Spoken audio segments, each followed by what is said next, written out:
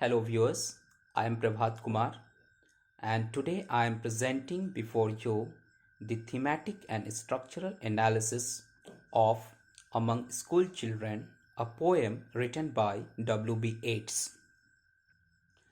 As we know that Yeats had a major influence on Irish culture, and when the Irish Republic was being created, Um, Yeats became a senator in 1922, and the following years in 1923 he was awarded by a Nobel Prize in Literature in 1923.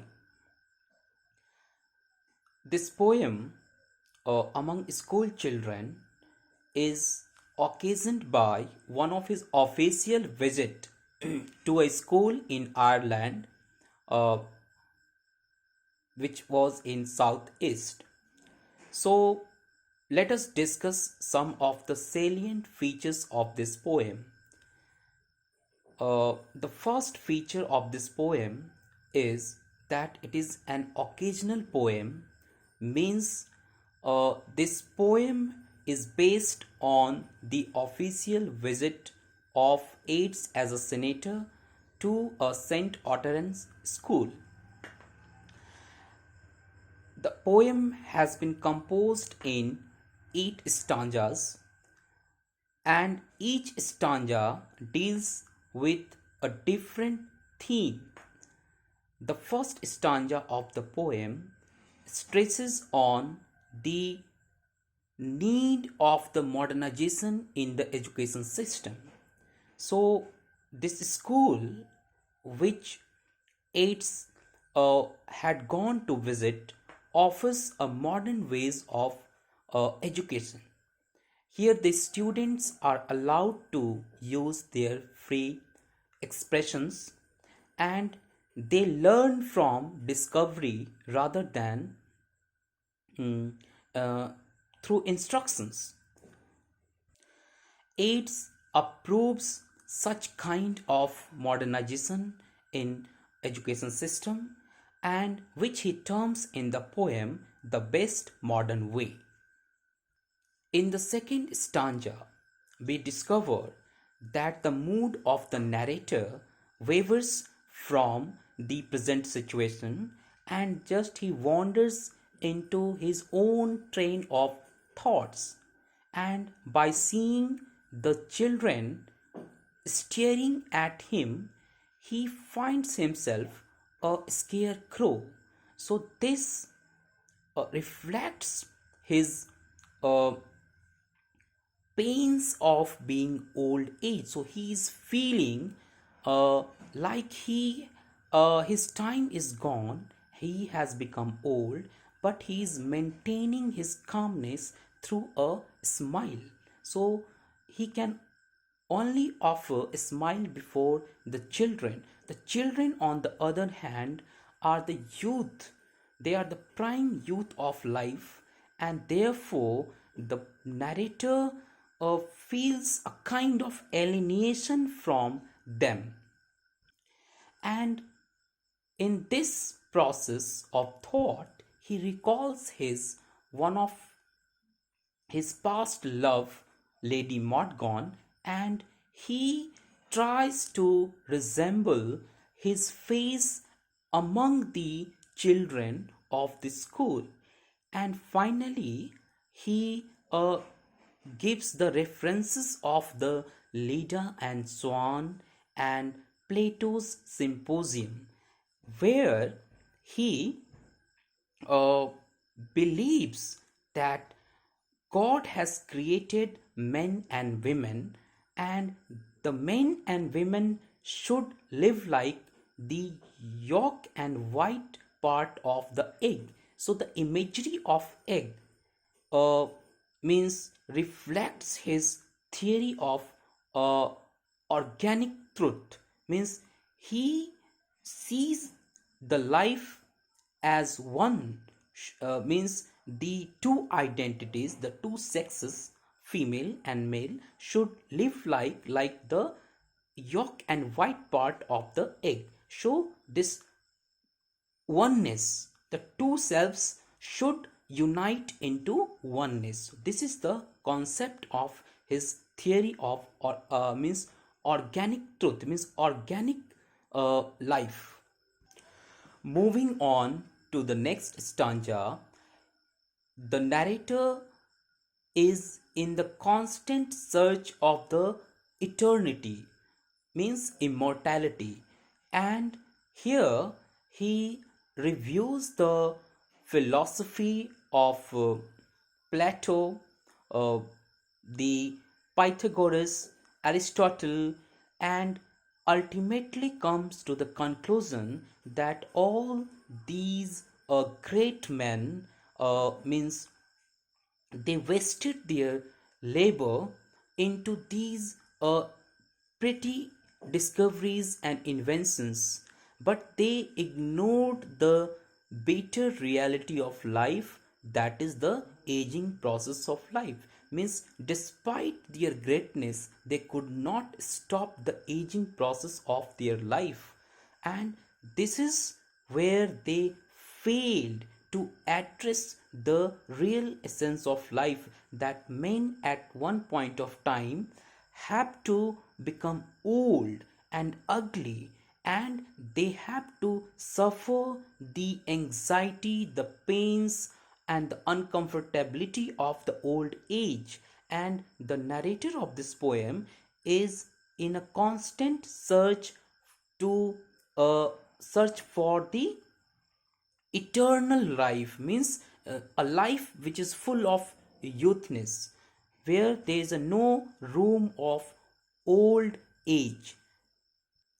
The similar feeling the narrator describes in the next few stanzas, where he gives the images of a child uh, who is being fed by his mother, and the mother is doting on means her child, believing that the child is the most beautiful creation of God, and she does not know the ultimate reality that one day this beautiful child, this young child means become old and just like a scarecrow.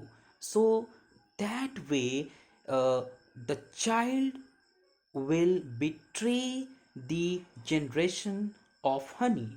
So, so honey of generation, and we also means find a different images through which the narrator means expressing his inner anxiety, his suffering of being old. So, AIDS personally means suffered the means anxiety of being old, and most of his poems, like Sailing to Byzantium, uh, also deal with this central theme.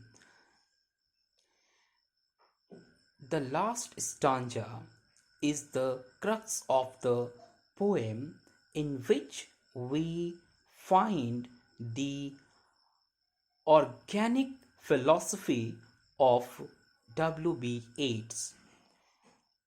Two Yeats uh, means life is one, it should be considered in oneness, it cannot be taken into fragmentations.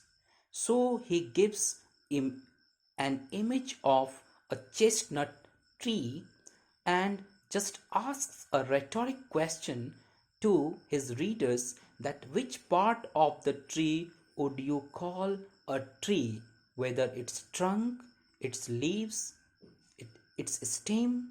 And certainly we realize that the every each part of the chestnut tree makes the tree a complete tree, means a complete identity.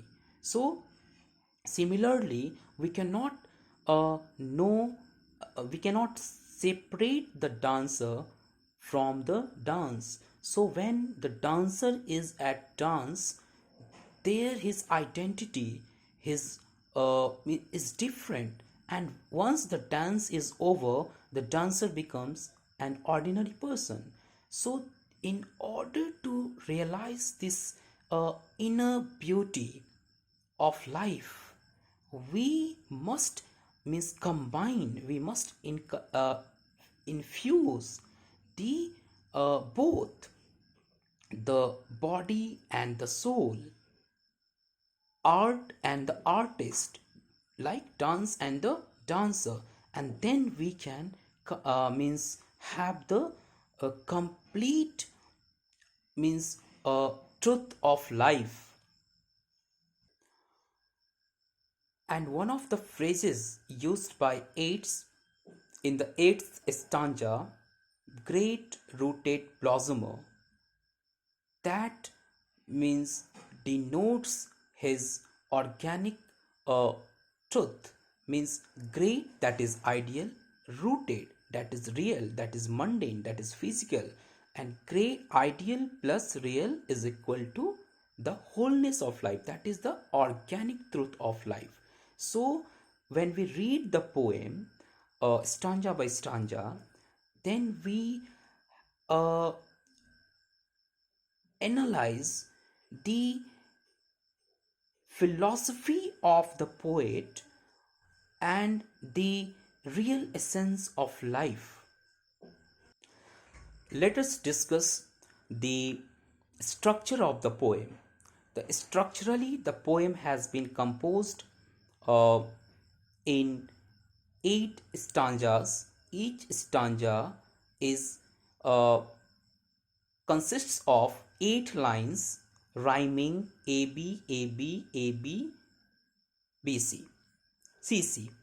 So this form of with iambic pentameter. So this form is known as ottava rima, which Dante has used in his poems. So this is a very common form. So structurally, we can say that the poem is romantic because it did not employ the free verse, the common meter of the modern poetry like the other poets used. So he uses the conventional ottava rima form, and therefore structurally we can say that among school children is a romantic poet, but thematically it has a elements of modern poetry. So therefore WB Yeats is considered as a modern romantic poet of in the 20th century in English literature. Thank you for watching this video.